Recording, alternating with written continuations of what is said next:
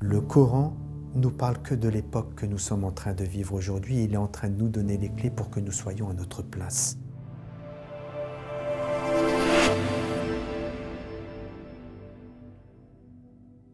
أعوذ بالله من الشيطان الرجيم بسم الله الرحمن الرحيم الحمد لله رب العالمين اللهم صل على محمد وآل محمد السلام عليكم جميعا ورحمة الله وبركاته. Je cherche tout d'abord refuge en Dieu contre Satan, le maudit, le lapidé, et au nom de Dieu, le tout miséricordieux, le clément, la louange à Dieu, Seigneur des mondes, la prière sur le messager de Dieu ainsi que sa sainte famille, les Ahl al-Bayt, les Asbat nommés dans le Coran, et que les prières, les bénédictions, la paix soient sur l'ensemble des prophètes, des envoyés, des messagers, des héritiers, des saints, et que la paix soit sur vous tous, mes chers frères et sœurs, qu'il me plaît de retrouver aujourd'hui dans les circonstances que nous connaissons. Mes chers frères et sœurs, d'entrée, il sera question de l'analyse d'une sourate du Coran. Cette sourate, c'est la sourate nommée Ar-Rum. Je ne vous en dis pas plus, parce que vous verrez, on reviendra sur ce terme Rum. Que signifie-t-il?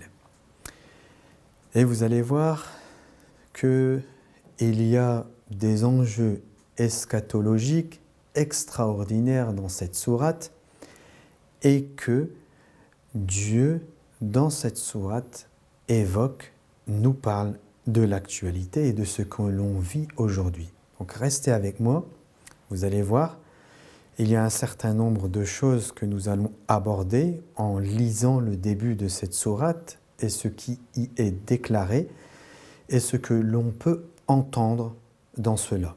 Alors d'entrée, je vous le dis, il y aura quelque chose de spécial dans le sens où Dieu, dans cette sourate, il évoque et il emploie un terme qui est le terme adna, fi adnal ard, qui est traduit dans la majorité des Corans comme un pays voisin.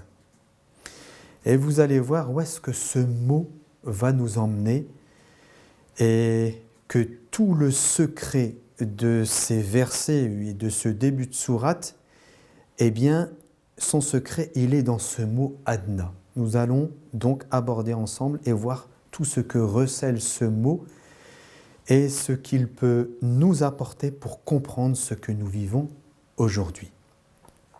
Mes frères et mes sœurs, comme vous le savez, nous avons depuis toujours, c'est l'islam en réalité qui est comme ça, mais peut-être que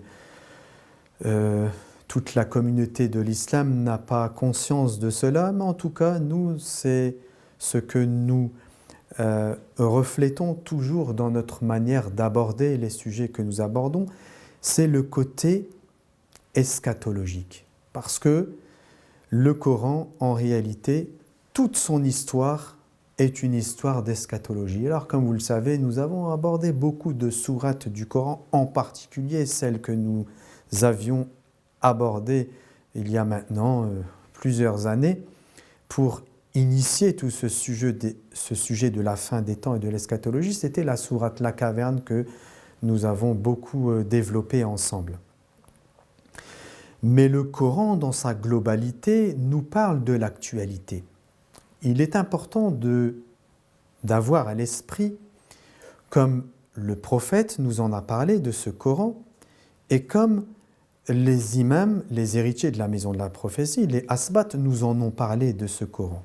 Ils nous ont dit tous, le messager de Dieu, les imams, que le Coran avait plusieurs dimensions. La première de ces dimensions, c'est sa dimension exotérique, c'est-à-dire ce qu'il reflète en apparence et qui s'est matérialisé par l'histoire telle qu'elle a été à l'époque du messager de Dieu, avec la descente du livre et les événements qui se sont passés à cette époque-là.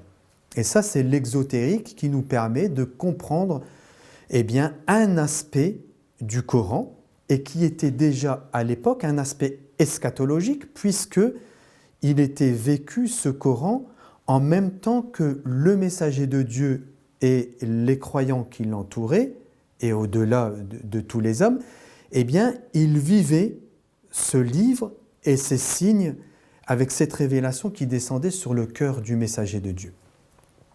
Ça, c'est son côté exotérique. Mais il y a aussi un côté ésotérique. Alors nous avons, et les gnostiques en particulier, les mystiques, évoquent souvent ce côté ésotérique du Coran, parce que bien sûr, il a été, ceci nous a été enseigné par le messager de Dieu et les asbat, les Ahl el-Bayt, que le Coran recèle en lui des sens profonds qui se cachent, qui se dissimulent derrière le sens exotérique.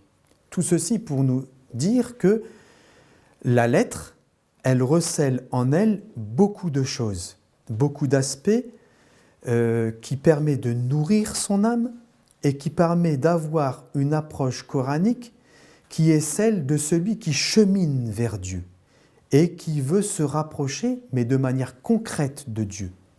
Alors tout ceci, cette partie ésotérique, eh bien, dans cette partie-là, nous retrouvons beaucoup de symbolisme. Lorsque, par exemple, Dieu parle de son trône, quel est le symbole de son trône? Qu'est-ce que c'est que son trône? Ça n'est pas le mystère apparent de ce qu'il est, mais ce qui se cache derrière. Et ça, c'est le côté spirituel ésotérique, ou l'un des côtés spirituels et ésotériques. Mais il y a une autre partie ésotérique, et ceci, c'est comment le Coran se manifeste dans chaque époque et dans chaque contrée pour les gens et les croyants, eh bien, qui recherchent à travers le livre de Dieu une direction. Donc sa dimension eschatologique, elle n'est pas celle uniquement que nous vivons aujourd'hui, mais elle est celle qui a traversé les temps et qui nous parvient aujourd'hui à travers ce que nous vivons aujourd'hui. Et cette dimension eschatologique du Coran, elle est très très très importante. Pourquoi? Parce que si nous voulons comprendre, alors avec la dimension spirituelle et ésotérique classique, qui nous est enseignée et souvent transmise par les mystiques et les gnostiques, elle nous permet de purifier nos âmes, de nous élever spirituellement, d'être des proches de Dieu, d'être des arif billah, ceux qui vont vers la connaissance profonde de Dieu, ceux dont l'imam Ali alayhi salam a dit beaucoup de bien et qu'il a dit qu'ils étaient une particularité et que ces gens-là, ils n'étaient pas beaucoup. Mais aussi et surtout, mes frères et mes sœurs, c'est cette dimension qui nous permet de reconnaître dans l'époque dans laquelle où nous sommes les signes de Dieu. Et c'est ça qui est important parce que le Coran en partie est descendu pour cela. Bien sûr, je ne reviendrai pas sur le caractère important de la Genèse et de la fin des temps qui s'imbriquent et qui sont liés l'un et l'autre. Et toute cette histoire du début et de la fin qui n'est qu'une seule et même histoire que nous sommes en train de traverser à travers un temps qui est un temps terrestre, mais que ceci nous amène à un temps qui est en dehors du temps. Et vous allez voir avec la suite de l'analyse où est-ce que cela nous mène. Alors mes frères et mes sœurs, je vous en prie, lorsque vous lisez le Coran, puisque vous lisez les versets qui disent que Dieu a tout mis dans le livre de Dieu. Donc si Dieu a tout mis dans le livre, c'est que normalement vous devez retrouver dans le livre de Dieu aujourd'hui les événements que vous vivez, que nous vivons quotidiennement. Et c'est là que nous allons goûter véritablement à tous les secrets, toutes les perles qui se cachent dans le Coran. Et c'est là que nous allons comprendre, Inch'Allah, avec la permission de Dieu, la dimension directive, c'est-à-dire cette direction, cette huda que Dieu a promis aux croyants. Parce que rester dans le passé et dans le traditionnalisme et le conformisme d'un livre qui est descendu à une époque et qui se limiterait uniquement à cette époque, nous rend étrangers à l'époque à laquelle nous sommes, alors que le Coran a parlé de toutes les époques et qu'il est là du début jusqu'à la fin pour les croyants, pour les guider et pour leur apporter cette direction pour laquelle nous sommes en quête. Alors que Dieu nous assiste, mes frères et mes sœurs, afin que nous puissions, à travers la lumière de Dieu, à travers notre foi, notre piété, notre éveil en Dieu, que nous puissions, et les outils que les savants et les religieux mettent à notre disposition aussi, et ceux dont ils essaient de témoigner, qui nous permettent de mieux apprécier ce livre extraordinaire qui est le Coran, et qui, ce livre, je le dis et je le répète, il n'a jamais été aussi actuel qu'aujourd'hui. Tout simplement. Si vous voulez un livre qui vous parle de l'actualité véritablement, vous devez lire le Coran. Tout y est. Ah bien sûr, il y a une méthode, il y a une pédagogie, c'est pour ça que je partage, que nous essayons de partager avec vous afin que vous puissiez, vous et moi,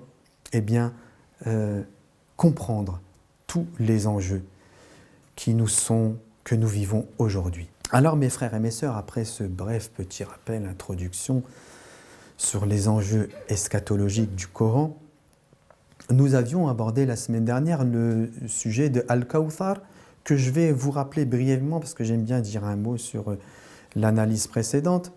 Alors nous avions évoqué cette fameuse sourate d'Al-Kawthar, que l'on traduit communément par l'abondance, et qui représente bien sûr la postérité extraordinaire qui a été donnée au messager de Dieu, pas à travers un fils comme on aurait pu le croire, ou surtout comme les Arabes de l'époque auraient pu l'entendre et le croire, parce que les Arabes de l'époque, la richesse pour eux et la grandeur pour eux, c'était d'avoir des enfants mâles, surtout les premiers-nés. Et d'ailleurs, c'est pour ça que les Arabes, c'était honteux d'avoir à l'époque des filles, ils enterraient les filles vivantes. Mais Dieu, subhanahu wa ta'ala, il a fait les choses, il a changé toutes les données avec le messager de Dieu, si je peux le dire ainsi, où il a changé les mentalités, il a transformé les mentalités en montrant et en faisant que la descendance se ferait par sa fille bénie, Fatimatu Zahra alayha salam. Et tout le monde, tous les savants, en particulier ceux qui appartiennent à l'école des Ahl al-Bayt, ils sont tous d'accord pour dire que l'abondance, c'était la descendance donc, de Fatimatu Zahra alayha salam, c'est-à-dire la postérité du messager de Dieu, postérité qui est encore présente aujourd'hui. Et qu'à l'époque, les Arabes, ils s'étaient moqués du messager de Dieu. Mais ceci est une sourate qui reste ouverte, parce que cette postérité, elle est eschatologique dans le sens où elle est présente aujourd'hui. 1. 2.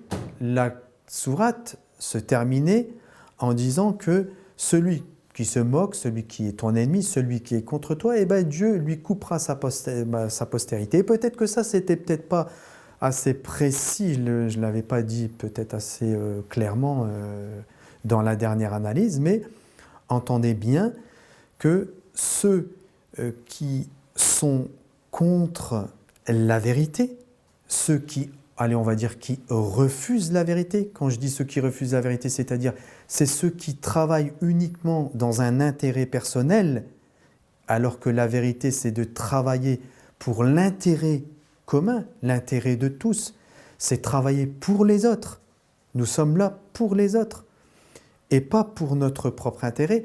Ceux-là, ils seront coupés de postérité, ils seront coupés de descendance, et même s'ils ont physiquement des enfants, ils n'auront pas de postérité, elle ne produira rien, alors que la postérité du messager de Dieu, elle est amenée à perdurer jusqu'à l'événement final, jusqu'à la fin des temps. Et c'est ça qu'il faut entendre. Et d'ailleurs, si vous regardez tous ceux qui ont de certaines prétentions, Dieu, vraiment de manière physique et de manière concrète, il coupe leur postérité. Ça, c'était pour le sujet de Al-Kawthar, qui, j'espère, vous donnera matière à réfléchir sur comment être de ceux qui pourront produire une postérité dans l'éternité. Quand je dis ça, parce que si nous sommes de vrais croyants, alors normalement, nous allons, par la permission de Dieu, produire dans notre descendance, dans ceux qui suivront, une génération de témoins, tout comme nous sommes peut-être le fruit de cette postérité qui a été appelée par nos ancêtres et qu'à notre tour, nous pouvons, Inch'Allah, j'espère, avec la permission de Dieu, que nous puissions témoigner de la meilleure des manières. Alors, pour rentrer dans le vif du sujet, ou avant de rentrer dans le vif du sujet, vous savez que on vit certains événements de l'actualité. Voilà. Je pense que ça ne sert à rien de vous les rappeler parce qu'on vous les rappelle quotidiennement. On vous bassine même quotidiennement avec cette actualité.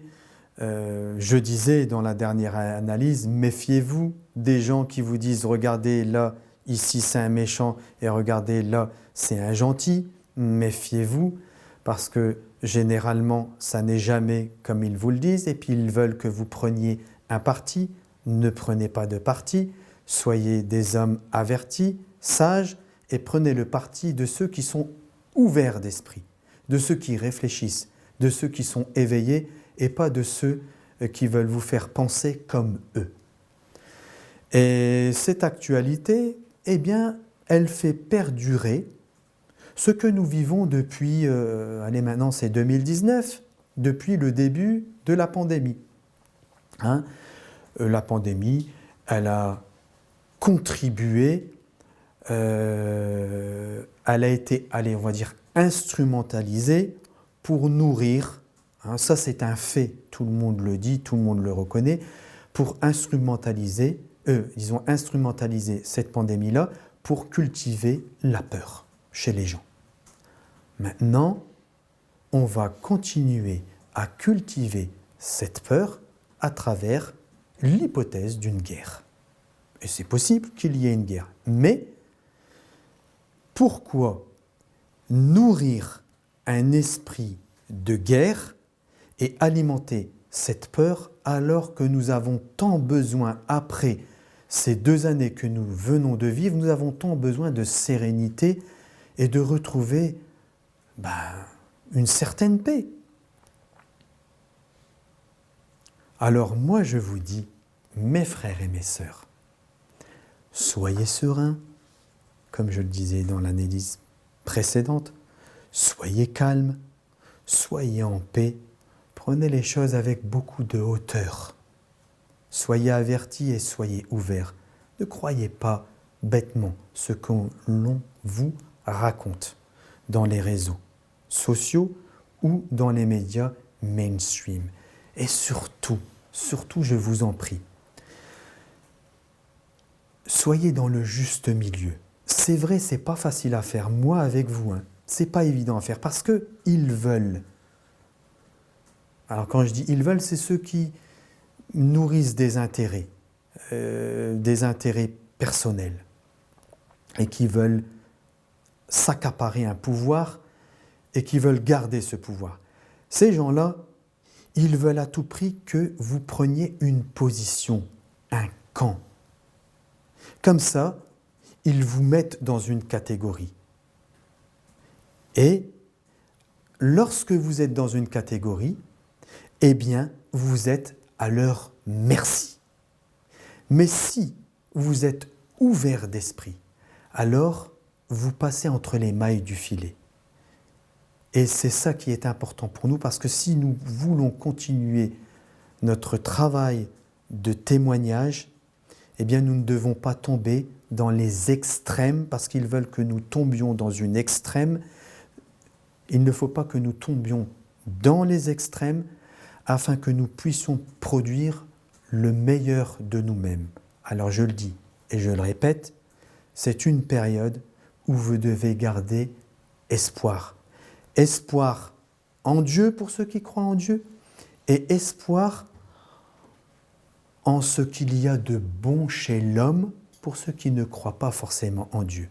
Ayant encore foi en la bonté qu'il y a dans l'humanité. Il y a encore beaucoup d'hommes et de femmes qui sont bons et qui souhaitent le bien et le meilleur pour leur prochain. Gardez espoir en cela. Donc rentrons dans le vif du sujet et je vais vous lire quelques versets de la sourate Rum, qui est la sourate numéro 30 du livre de Dieu. Ba'd a'udhu billahi minash shaitanir rajim. Alors, mes frères et sœurs arabophones, excusez-moi, je vais le lire directement en langue française et puis, de toute façon, je ferai des références à la langue arabe par moment parce qu'il y a des mots qui sont importants. Et puis, vous qui êtes arabophone, vous pourrez revenir au texte, si vous êtes arabophone, vous pourrez revenir au texte original. Hein? Donc, après le nom de Dieu, le tout miséricordieux, le très miséricordieux, 3 lettres, Alif, Lam, Mim. Alors, je fais un bref rappel sur ces lettres parce que c'est vrai qu'on en a parlé déjà il y a longtemps dans des analyses. Alif, Lam, Mim sont 3 lettres qui sont là et pas par hasard. Et vous savez qu'il y a d'autres sourates où il y a aussi ces lettres. Et en fait, ces lettres, elles font partie de la sécurité du Coran, c'est-à-dire qu'elles montrent, qu'elles prouvent que le Coran est infalsifiable. Le Coran ne peut pas être falsifié. Pourquoi ? Parce qu'en fait, le Coran, il est construit selon un code mathématique régi par un nombre premier qui est le nombre 19. La particularité d'un nombre premier, c'est qu'il n'est divisible que par lui-même ou par le chiffre 1. C'est ce qui fait toute la grandeur en fait de ce code mathématique qui est dans le Coran, parce que cela rend encore plus grand le nombre encore plus infime plutôt le nombre de possibilités qu'il y avait que ce livre est un livre aléatoire ou un livre qui a été façonné par la main de l'homme. Et donc, si ces lettres, par exemple, n'étaient pas dans ce Coran, si vous prenez dans cette sourate Ar-Rum, par exemple, vous prenez le alif. Vous savez, il y a alif, lam, mim. Si vous prenez le alif et que vous comptez tous les alifs qu'il y a dans cette sourate, eh bien, ce nombre, il est divisible par 19 et on tombe sur un nombre entier, c'est-à-dire un nombre où il n'y a pas de virgule. Mais si on enlève le alif qui est présent dans alif, lam, mim, il nous manque une lettre. Donc, entendez bien que les premières lettres qui sont présentes dans le livre de Dieu, dans certaines sourates, elles sont la sécurité du livre de Dieu. Après ces 3 lettres, Ghulibatir Rum, les Romains ont été vaincus. C'est un verset. C'est le 2e verset. 3e verset, dans le pays voisin et après leur défaite, ils seront les vainqueurs. Donc Dieu dit, Fi adnal ard wa hum min ba'di gharabihim sayaghlibun. Alors, Adnal Ard, et c'est là le cœur du sujet, il est traduit par tous, et on va voir pourquoi, par pays voisin. Donc, dans le pays voisin, ils ont été vaincus, les Roums. Et après cette défaite, Dieu dit, et après leur défaite, ils seront les vainqueurs. Ça, c'est le verset numéro 3. Verset 4. Dans quelques années, c'est-à-dire quelques années après avoir été vaincus, ils seront les vainqueurs. À Dieu appartient le commandement au début et à la fin. Et ce jour-là, les croyants se réjouiront. Du secours de Dieu, c'est le verset numéro 5, il secourt qui il veut, ou il donne la victoire à qui il veut, et il est le tout-puissant, le tout-miséricordieux. Verset numéro 6, c'est là la promesse de Dieu. Dieu ne manque jamais à sa promesse, mais la plupart des gens ne savent pas. Et je terminerai. Alors tout à l'heure, je dis c'est le verset 8, mais c'était le verset 5. Là, j'ai dit le verset 6, et là, je vais vous lire le verset 7. Excusez-moi si j'ai cafouillé dans l'ordre des versets, enfin dans le numéro des versets. Donc, verset numéro 7, ils connaissent un aspect de la vie présente, c'est-à-dire ils connaissent, il est important ce verset, ils connaissent ce qui est apparent de la vie. De la vie présente, ils ne connaissent que son aspect apparent, que son extérieur, allez, que son exotérique, je vais vous dire. Mais ils sont inattentifs à l'au-delà. C'est un verset qu'on a déjà utilisé justement pour justifier le fait que l'au-delà n'est pas forcément quelque chose de futur, mais quelque chose qui est présent. Parce que celui qui est, je prends toujours cet exemple, lorsque vous êtes à l'école et que vous suivez un cours, si le professeur il vous dit que vous êtes inattentif, c'est que vous n'êtes pas là. Le cours est là, mais vous n'êtes pas là. Donc si Dieu nous dit vous êtes inattentif à l'au-delà, c'est vous qui n'êtes pas présent. Ce n'est pas l'au-delà qui n'est pas présent. Lui, il est présent. Question. Parce qu'il y a beaucoup de questions qui se posent maintenant. Qui sont ces fameux Rum? Donc une sourate entière en plus qui porte le nom des Rum. Alors bien sûr, c'est traduit souvent par, d'ailleurs ici aussi, c'est traduit par les Romains. C'est vrai et c'est faux en même temps. Ou c'est vrai, mais ça biaise ce qui peut se cacher derrière. Donc, qui sont Rum?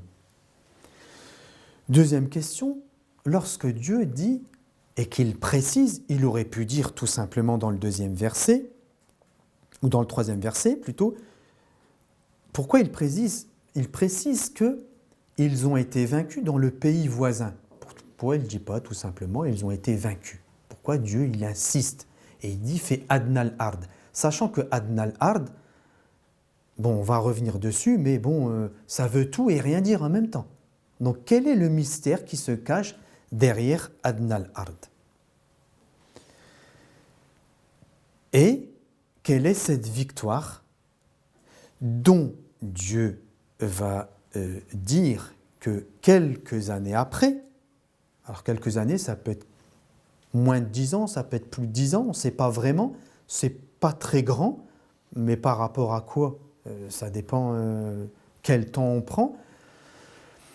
Et que Dieu, il dit, Yawma idhin yafrahul mu'minun, et ce jour-là, les croyants se réjouiront. Pourquoi les croyants se réjouiront et pourquoi devraient-ils se réjouir de cette victoire? De quoi Dieu est en train de nous parler, sachant qu'il continue en disant que c'est un secours qui vient de lui, donc c'est lui qui les a aidés pour cette victoire, et qu'il secourt qui il veut et qu'il est le Tout-Puissant et le Sage. Et aussi dans le verset 4, dans le verset 6, il précise « Ceci est une promesse de Dieu et Dieu ne manque jamais à ses promesses, mais la plupart des gens ne savent pas. » Alors voilà un certain nombre de questions que l'on peut se poser. Alors bien sûr, ce verset du Coran, il a été médité, et il a été analysé par beaucoup de savants. Et puis, il y a des interprétations que vous retrouverez pour les savants religieux dans les livres que l'on appelle les livres de tafsir, c'est-à-dire les explications du Coran, qui sont bien sûr exotériques, parce qu'on n'a pas le droit d'expliquer le Coran d'une manière autre que d'une manière exotérique. Mais bien sûr, par contre, il y a un aspect du livre qui est l'aspect ésotérique qui, lui, fait appel au ta'wil, c'est-à-dire comprendre les signes dans le temps où je suis et sur la terre dans laquelle je suis. Mais ça, c'est autre chose. Il y a un certain nombre de questions qui se posent par rapport à cette sourate et Dieu y donne le nom de Ar-Rum à cette sourate. Ce nom Rum qui est traduit par les Romains. Alors, on va faire un bref rappel d'histoire. Vous me pardonnez si jamais il y a des choses qui ne sont pas assez claires. Je ne suis pas un historien, mais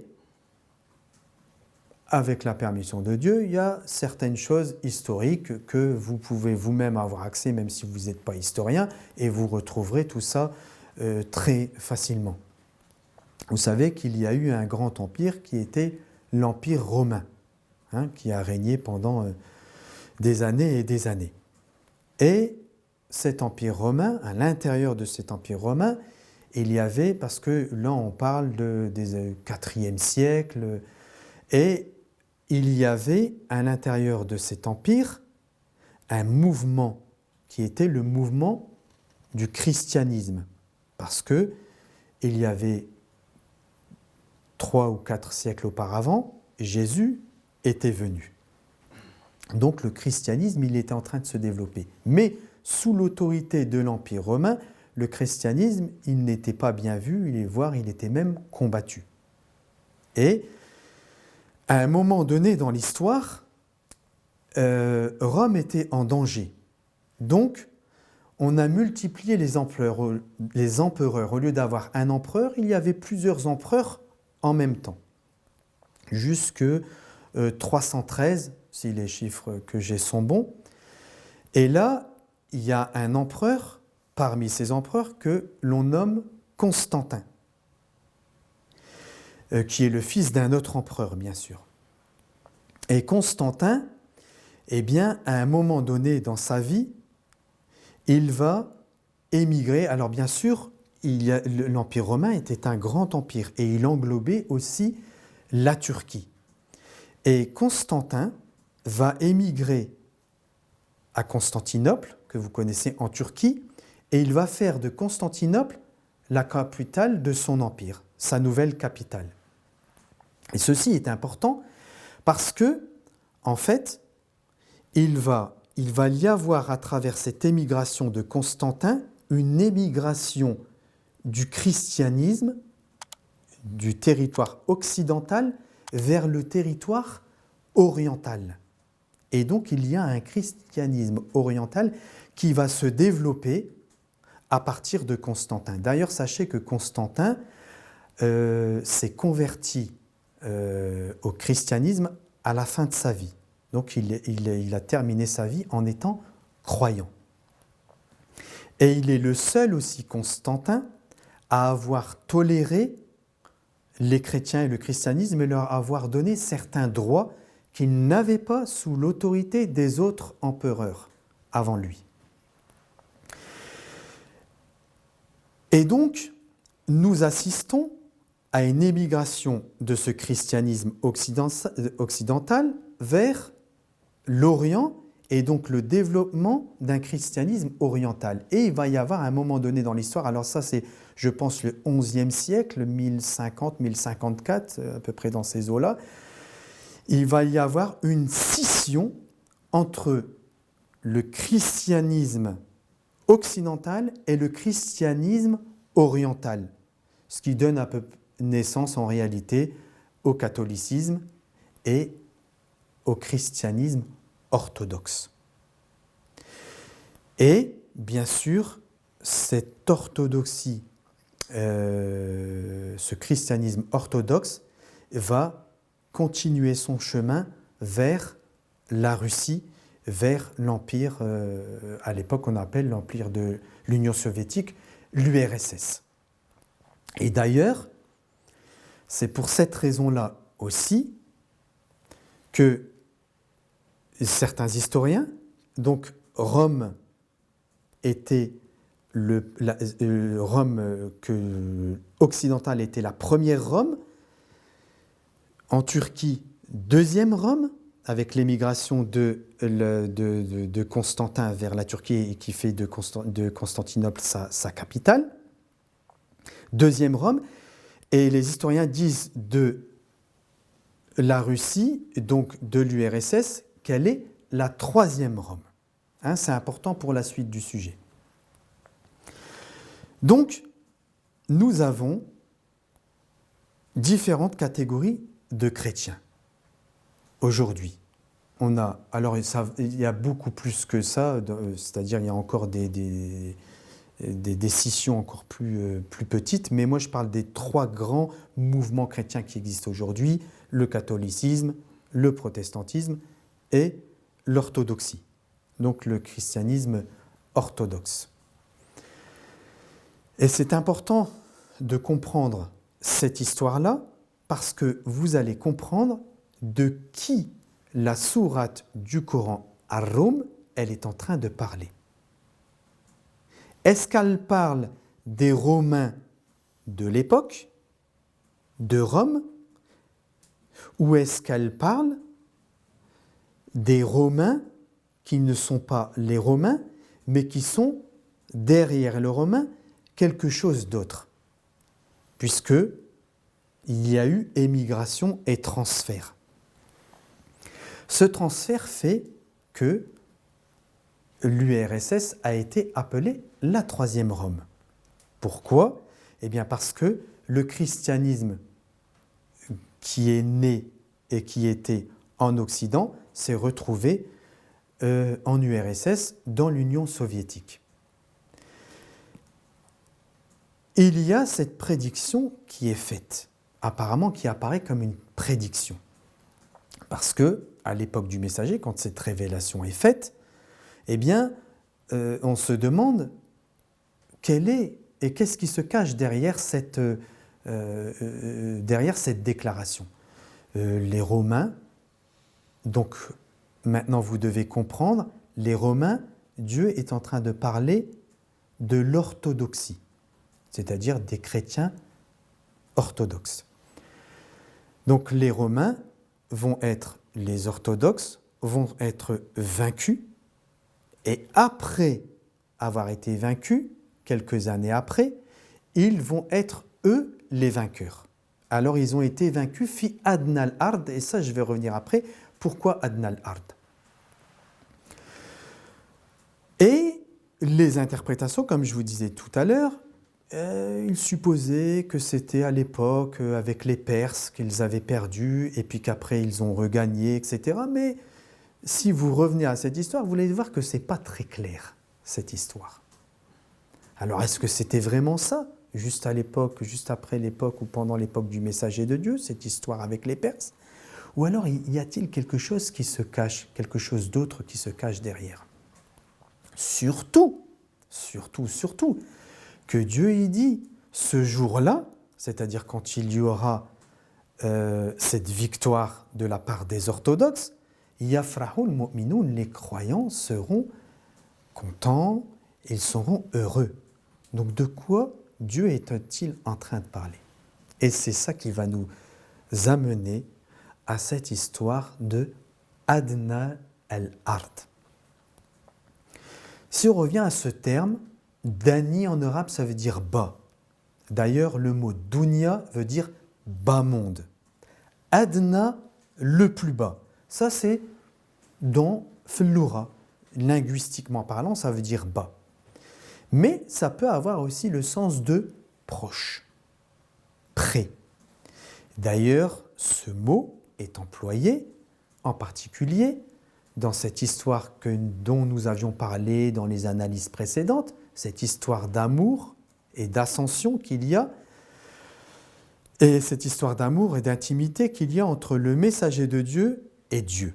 Parce que Dieu, il dit « Kana qaba qawsayn aw adna ». Donc il était au plus proche de deux arcs, ou plus près encore, aw adna. Donc ce qui confirme que ce terme peut signifier bas, et il peut aussi signifier près ou proche. Alors linguistiquement parlant, lorsque nous le voyons, nous pouvons comprendre que pourquoi ils ont dit dans un pays voisin, c'est-à-dire un pays qui était proche. Mais si vous réfléchissez un peu et que vous prenez en considération le livre de Dieu et ce qu'il évoque lorsqu'il parle de la fin des temps. Dieu, il dit qu'à la fin des temps, la terre sera pliée. Et aujourd'hui, nous vivons une époque particulière. Vous savez qu'à l'époque, les distances, elles étaient beaucoup plus longues parce qu'on parlait, les distances, elles étaient évoquées en temps. C'est pour ça qu'on employait le terme de lune dans 2 lunes, 3 lunes, etc. C'est-à-dire que la distance était évoquée en temps. Et donc, les distances, elles étaient très longues parce qu'on voyageait à pied, à cheval, en chameau, etc., avec des montures. Mais aujourd'hui, nous connaissons un monde où il y a la voiture, où il y a l'avion, et où les distances se sont raccourcies. Parce que si on parle de temps, à l'époque, pour aller, par exemple, de France en Chine, il fallait plusieurs mois sûrement, peut-être même plus. Je ne sais pas combien de temps il fallait à cette époque-là. Aujourd'hui, pour aller en Chine, il vous faut combien de temps? Quelques heures. Donc ça veut dire que le temps, la Terre s'est pliée. Donc, est-ce que, c'est une question, mais on dirait qu'on est entraîné vers cela, quand Dieu il dit proche, adnal ard, est-ce qu'il est en train de parler d'un temps qui viendra où les distances se seront raccourcies et que, donc, on se rapproche. Fi adnal ard, ça voudrait dire que viendra dans un temps futur une victoire où les distances seront pliées et que donc, quand il dit adna, ça veut dire c'est un temps où se réalisera, le temps où se réalisera cette histoire, ça n'est pas le temps que nous, on a pu penser avec les Perses, mais que c'est un temps dans le futur et qui est sûrement ou peut-être le temps dans lequel nous vivons aujourd'hui et qui fait que nous pouvons maintenant, si nous ramenons cet épisode qui est une prédiction future et que nous ramenons cet épisode à aujourd'hui, alors Dieu nous donne les clés et le moyen de pouvoir peut-être comprendre cette histoire à notre époque et aujourd'hui. Sachant qu'il est question, d'ailleurs, un savant que je salue, Cheikh Imran Hussein, que je respecte beaucoup, qui a beaucoup parlé, un des seuls parmi nos frères sunnites, que Dieu le protège, qui parle d'eschatologie, qui a beaucoup parlé aussi des chrétiens et des musulmans et de versets du Coran qui ont un aspect extérieur, mais ramenés à l'eschatologie et au temps où nous vivons, nous comprenons à travers ces versets, nous l'avions analysé de cette manière-là, Cheikh Imran Hussein l'avait analysé de cette manière-là, que viendra un temps où les chrétiens s'associeront, seront unis aux musulmans et ils agiront ensemble. Sommes-nous arrivés dans ce temps où les croyants des deux parties vont se retrouver, se reconnaître et agir ensemble au nom de Dieu? Donc mes frères et mes sœurs, ça n'est qu'une analyse, ça n'est qu'une approche, mais sachez que les événements que nous vivons aujourd'hui sont des événements qui font partie de l'histoire eschatologique et que le Coran n'est pas étranger à ce qui se passe aujourd'hui. Au contraire, il nous donne toutes les clés pour comprendre ce que nous vivons aujourd'hui. Et j'ai oublié de vous dire quelque chose, et ça c'est important aussi. Aujourd'hui, le berceau de l'orthodoxie, c'est la Russie. Pourquoi le berceau de l'orthodoxie, c'est la Russie? Parce que il y a à peu près 250 millions d'orthodoxes dans le monde. Et en Russie, rien qu'en Russie, il y a 150 millions d'orthodoxes. Donc, nous pouvons affirmer que l'orthodoxie chrétienne, eh bien, elle est c'est la Russie qui représente cette orthodoxie chrétienne.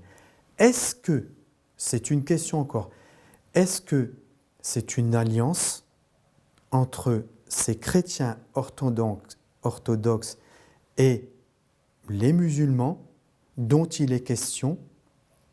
Si c'est ça, alors nous devons être avertis, être éveillés et comprendre que Dieu a laissé la porte ouverte pour que les croyants soient unis à la fin des temps et qu'ils œuvrent ensemble. Et je vais vous citer quelques versets du Coran qu'il est important de comprendre. Parce que malheureusement, dans la communauté de l'islam, beaucoup pensent que parce que l'islam est arrivé, on n'a plus le droit d'être chrétien ou juif ou sabéen ou autre. Alors que le Coran ne dit pas cela. Et même si vous utilisez le verset du Coran qui dit que celui qui prend Waman yabtaghi l'islam adinan, qui prend ce verset-là pour dire et que celui qui prend une autre religion que l'islam, ça n'est pas religion comme vous l'entendez, parce que le vrai christianisme, le vrai judaïsme, etc., c'est de l'islam. Donc, c'est parce que vous le prenez en tant que sharia. Mais l'essence et l'esprit du message, il dépasse la sharia, c'est-à-dire il dépasse le cadre de la loi. Et que Dieu aussi, avec ces versets que je vais vous citer, il a laissé, et un autre verset que je vais vous citer aussi, enfin une histoire que je vais vous citer, il a laissé la porte ouverte pour tous les chrétiens, les juifs, les croyants et les sabéens. Alors je vais vous citer ces versets du Coran rapidement. Nous en avons, là je vais vous en citer deux, peut-être qu'il y en a plus. Donc là d'abord j'ai le verset 69 de la sourate Al-Maïda. Alors 69, hop, on y est. Je vous le lis directement en français. Ceux qui ont cru, ou ceux qui croient, et ceux qui ont été guidés. Alors c'est traduit dans une partie des Corans qui se sont judaïsés. Donc ça peut être les juifs, mais ça peut être autres. Ceux qui ont été guidés. Les sabéens et les chrétiens, an-nasara.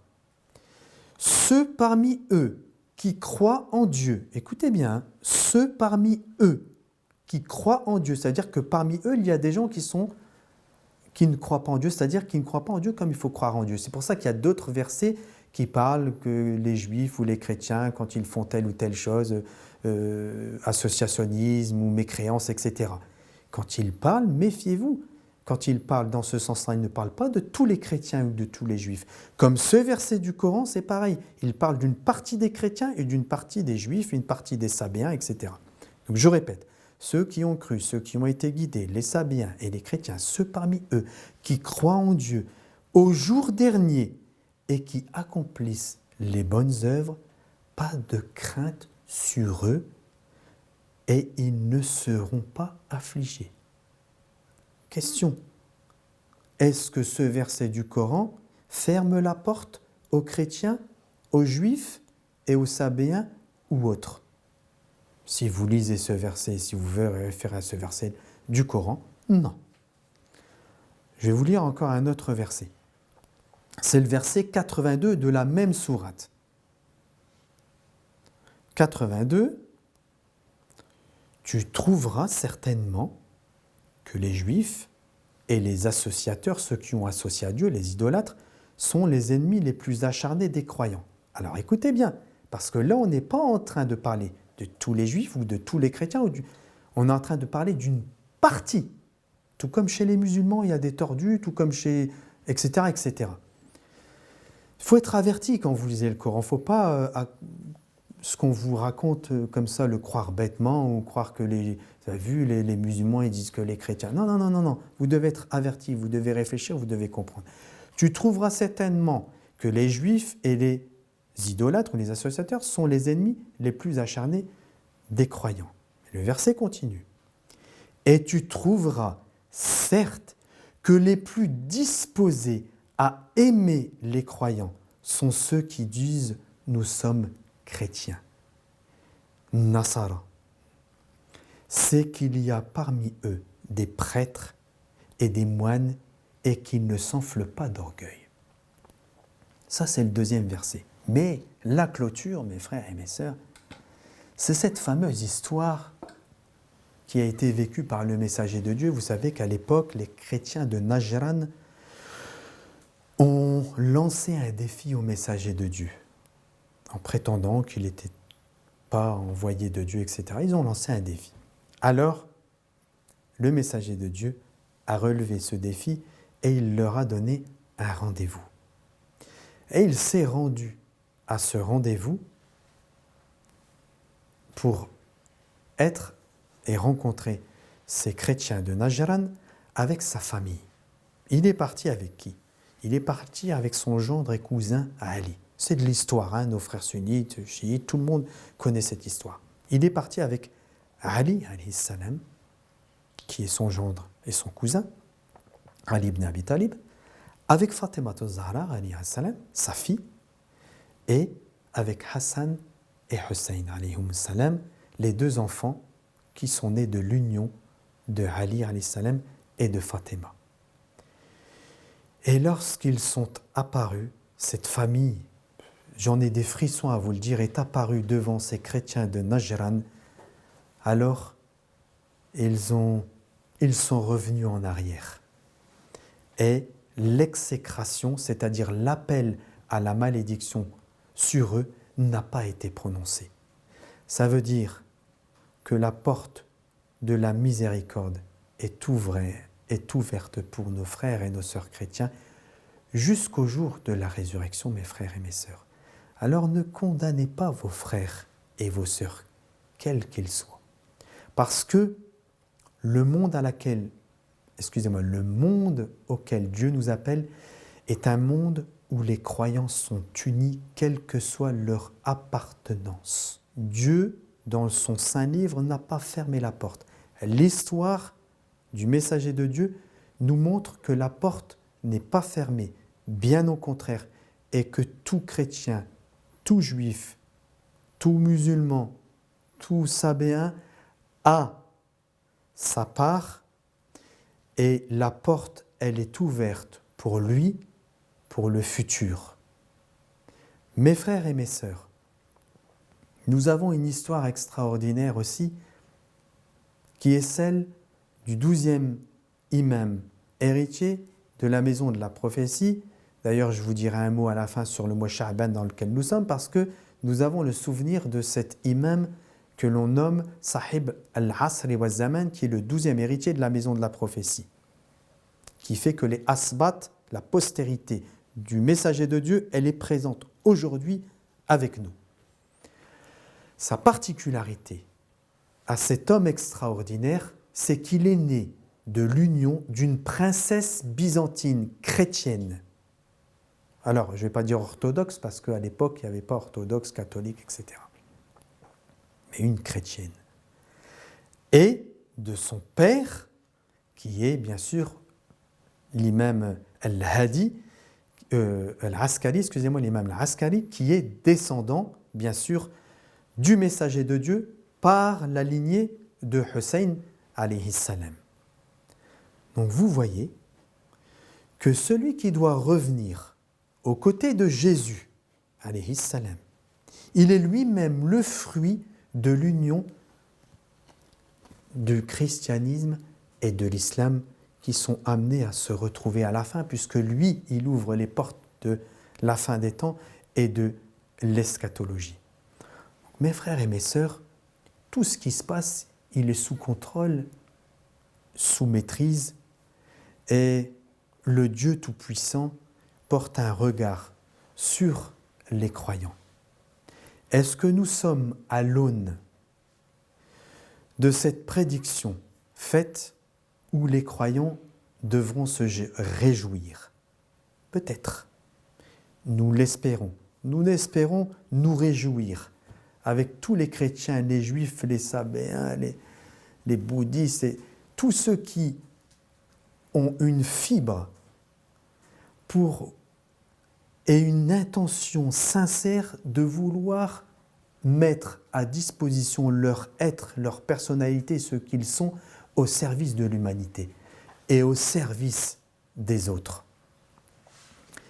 Et pour aller dire un mot et laisser un grand point d'interrogation sur cette histoire, bizarrement, je le mets entre guillemets, l'imam Khomeini, quelque temps avant de rendre l'âme, avant de disparaître de cette terre, l'imam Khomeini qui est le leader de la révolution islamique d'Iran, il n'a jamais écrit aucune lettre à aucun dirigeant de ce monde. Il en a écrit une seule. Et cette lettre s'est adressée à qui ? Au dirigeant de l'URSS qui était Gorbatchev. C'est bizarre quand même. Qu'est-ce qui se cache derrière toute cette histoire que nous vivons aujourd'hui, à travers cet Occident qui agit d'une certaine manière, et puis les autres pays, parce qu'on a une scission entre l'Occident et puis le Moyen-Orient, et puis aussi l'Extrême-Orient, et en particulier aussi aujourd'hui la Russie. Nous sommes en présence de quelle histoire ? Qu'est-ce que nous sommes en train de vivre aujourd'hui ? C'est cette question que nous devons nous poser sereinement afin de comprendre les enjeux dans lesquels nous vivons aujourd'hui. Et pour comprendre la place que nous devons avoir ici et le rôle que nous devons avoir. Et je vous le dis avec la plus grande sérénité, la plus grande fraternité. Le rôle que nous devons avoir aujourd'hui, c'est un rôle de témoin en étant les gens qui unissent et en refusant de faire partie de ce projet maléfique, démoniaque de diviser. Nous sommes et nous appelons à l'unité de tous les croyants. Il n'y a pas d'autre alternative. À la fin des temps, c'est l'unité de tous. Et d'ailleurs, pour ceux qui suivent l'école des Ahl al-Bayt, référez-vous à l'histoire, référez-vous au récit qui vous parle des temps prédits de l'avènement et de l'événement du maître du temps, 12e héritier de la maison de la prophétie. Il est dit, selon ces récits, que lorsqu'il apparaîtra, une grande partie des chrétiens, qui sont-ils ? Orthodoxes, catholiques, protestants, je laisse la parenthèse, un grand point d'interrogation, je laisse à l'appréciation de chacun. Qui sont-ils ? Les chrétiens, et peut-être un peu parmi eux, et beaucoup parmi certains. Je laisse la porte ouverte. Mais qui sont-ils ? Et pourquoi il a été prédit qu'une grande partie de ces chrétiens rejoindront et seront derrière le mouvement de la fin des temps et de ce maître du temps qui revient aux côtés de Jésus, fils de Marie. Et que, au contraire, ces récits disent qu'il y a beaucoup, c'est pour ça, méfions-nous, nous, les musulmans qui croyons être guidés, qui pensons être dans la vérité, méfions-nous que la vérité apparaisse au grand jour et que nous ne soyons pas derrière cette vérité. Parce qu'il a été prédit, il a été dit que, à cette époque-là aussi, il y aura beaucoup de musulmans qui seront contre le maître du temps, qui retourneront leur veste, qui ne seront pas dans la voie du maître du temps, qui est le représentant aujourd'hui du messager de Dieu. Alors mes frères et mes sœurs, voici l'époque dans laquelle nous sommes en train de vivre et le mois dans lequel nous sommes aujourd'hui, parce qu'il faut que je dise quand même un mot sur ce mois, qui est le mois de Sha'ban. Nous avons passé un mois qui était le mois de Rajab, et là nous sommes dans le mois de Sha'ban. Et le mois de Sha'ban, il a deux particularités, si je peux le résumer à ces deux particularités. La première particularité, c'est que le messager de Dieu a dit de ce mois qu'il était son mois. Alors, que partager avec vous en vous disant cela? Tout simplement que si ce mois est le mois du messager de Dieu, alors ayez quotidiennement une pensée pour ce messager, qui est beaucoup plus proche que ce que vous ne pouvez penser. C'est le mois du messager de Dieu parce qu'il nous appelle à nous retrouver à travers le messager de Dieu, à nous rapprocher du messager de Dieu et avoir une intimité avec le messager de Dieu pendant ce mois. Et pour ça qu'il est recommandé beaucoup de faire salawat, Allahumma salli ala Muhammad wa ali Muhammad, parce que dans cette formulation, ce dhikr, il y a le nom du bien-aimé, qui est Muhammad. Allahumma salli ala Muhammad wa ali Muhammad. Et la deuxième particularité qui réunit, je le dis encore une fois, l'Orient et l'Occident, le christianisme et l'islam, et qui unit tous, c'est le 15e jour du mois Sha'ban, qui est une nuit extraordinaire. C'est la nuit de la naissance, le souvenir de la naissance de l'imam al-Mahdi, que Dieu hâte sa parousie, le maître du temps, et qui est, selon notre imam Ja'far al-Sadiq, alayhi salam, d'ailleurs je vais vous dire encore un mot sur ce qu'a dit l'imam Ja'far al-Sadiq pour clôturer le sujet, qui est cette nuit, selon un récit rapporté par l'intermédiaire dont la source nous vient de l'imam Ja'far al-Sadiq, le 6e héritier de la maison de la prophétie, que la deuxième nuit la plus importante après Laylatul Qadr, c'est la nuit du souvenir de la naissance du 12e héritier de la maison de la prophétie. Et que cet imam Ja'far al-Sadiq, alayhi salam, on lui a aussi attribué un récit où on lui demande, où lui il parle de la sourate Ar-Rum, et qu'il dit textuellement que cette sourate ne pourra être son ta'wil, c'est-à-dire sa compréhension, elle ne se manifestera qu'à la fin des temps, et selon certaines sources, lorsque l'imam apparaîtra. Ça veut dire pour nous que les enjeux de la sourate Ar-Rum et surtout ce début de sourate sont un enjeu eschatologique. Et que bien que nous pouvons penser, lorsque j'avais clôturé comme ça la dernière fois, que nous pouvons penser que les gens qui sont extérieurs pensent que les choses sont loin, alors qu'en fait, elles sont proches. Et que Dieu, il dit un verset du Coran ainsi, il dit, et ils pensent, parlant de l'heure, ceux qui n'y croient pas, qu'elle est loin. Innahum yarawnahu ba'ida, ils le voient loin.